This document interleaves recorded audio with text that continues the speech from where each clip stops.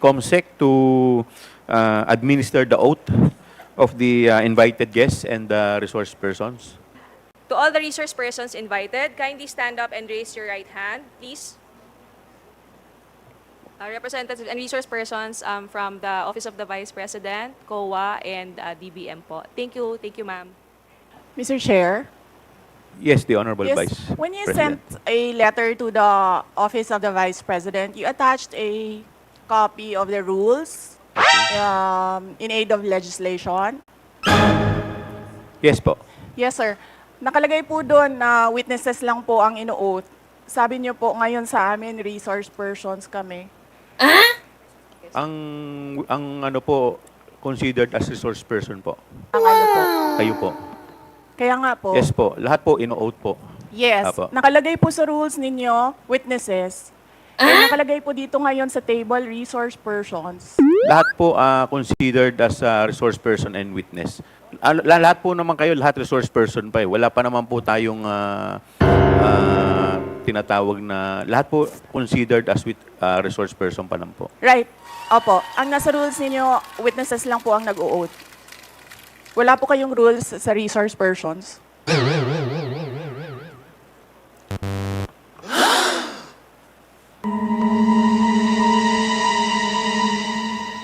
Ma'am, ano lang po yun eh.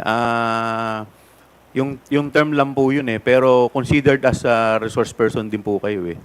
Yes, sir. Opo. Resource persons nga po Kayo, nakalagay witness dito. din po at saka resource person po. Hindi nyo po sinabi na witness ako. Sinabi nyo po dito ngayon, resource persons. Ang nakalagay po sa rules ninyo, witness. Comsec, ano po yung pinadala po ninyo?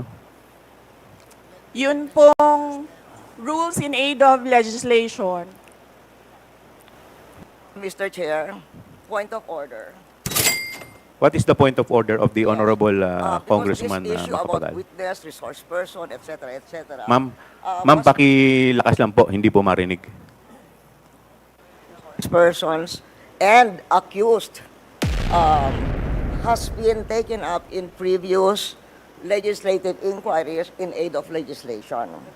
I want to quote a December 8, 2008 hearing in the Senate, where Senator Miriam Defensor Santiago had an opinion on a similar situation, but she quoted a Supreme Court ruling. So, the Constitution provides that no person shall be compelled to be a witness against himself. The Supreme Court has repeatedly emphasized that there is a difference between a mere witness and the accused. And it can appear from statements and privileged speeches that there is that a person who is the subject matter of an adverse privileged speech is not a mere witness or a mere person of interest, meaning a suspect. She is in fact accused of what seems to be a criminal case for violation of certain criminal laws, including malversation of public funds. And there is a case quoted in 2007, Standard Charge versus the Committee on Banks, where the court repeated the rule that an accused occupies a different tier of protection from an ordinary witness. So, where the court said, Supreme Court said, whereas an ordinary witness may be compelled to take the witness stand and claim the privilege at each question requiring an incriminating answer is shot at him, an accused may altogether refuse to take the witness stand and refuse to answer any or all questions. So that has been a Supreme. And then there is a portion that the court explained that the right of the accused against self-incrimination also applies to respondents in administrative investigations such as legislative inquiries in aid of legislation. So that is the point. There is a Supreme Court ruling to this effect. Thank you, Mr. With that, the Chair declares 1 minute suspension. Recess.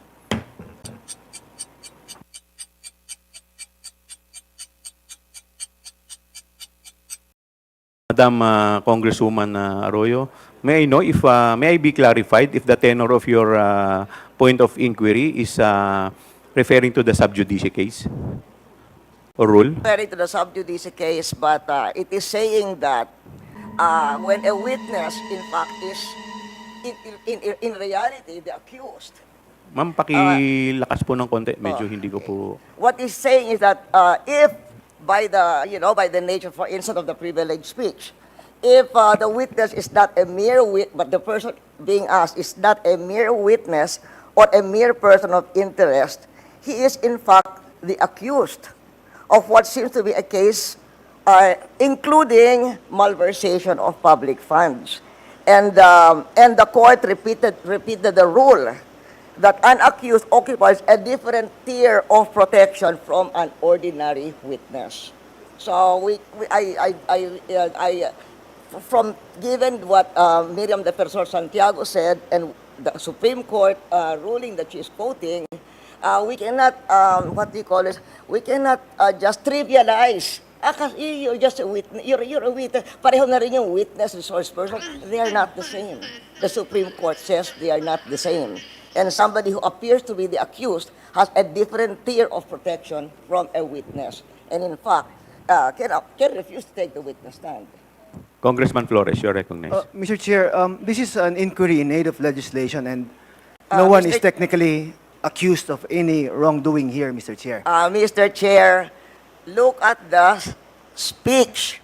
Ma'am, Look at the please, speech, Mr. Chair, ma'am, the privilege please wait to be Mr. recognized. Chair, may I request a Wait. 1 I will, minute I will- recess? 1 minute. 1 minute Thank recess you. declared by the chair.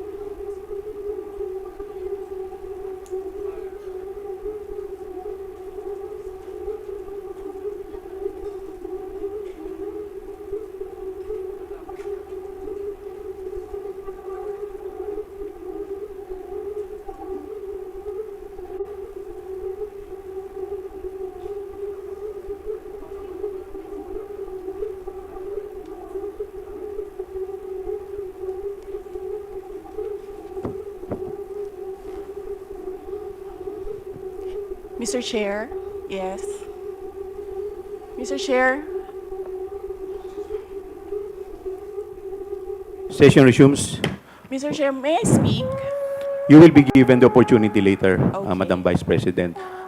In any event, the point of the Honorable Arroyo is well taken, but we will proceed to the oath taking. If the Vice President refuse to take her oath, we will respect that. In the meantime, COMSEC, please proceed with the oath taking of the other witnesses. To all the other witnesses and or resource persons, please stand up and raise your right hand, inviting the DBM, the COA, and other staff from the Office of the Vice President, Your Honor. Okay. Please your right hand. Do you solemnly swear that the statements you will give before this committee shall be the truth, the whole truth, and nothing but the truth, so help you God? I do. The oath has been administered, Your Honor. Mr. Chairman. Yes, Congressman Paduano. Of course, you have already ruled with regards to the point of the order being raised by the former President and now Representative of Pampanga, Madam Gloria Macapagal Arroyo. But still, there is also a supposedly a pending manifestation being made by the members of this committee with regards to the point of order that was raised. So I think, Mr. Chairman, we have to hear first, but of course you have already ruled, but we have to also to hear the manifestation of the members of this honorable committee. And in that case, you have already recognized the good Congressman Kit Flores. And I think it is just proper to recognize him once again. Thank you, Mr. Chairman. Thank you, Congressman Paduano. The Honorable Flores is recognized. Thank you, Mr. Chair, but I think the ruling was already made, Mr. Chair, and I will submit, Mr. Chair. Thank you, Congressman Paduano. We will now, let us also discuss the administrative matters.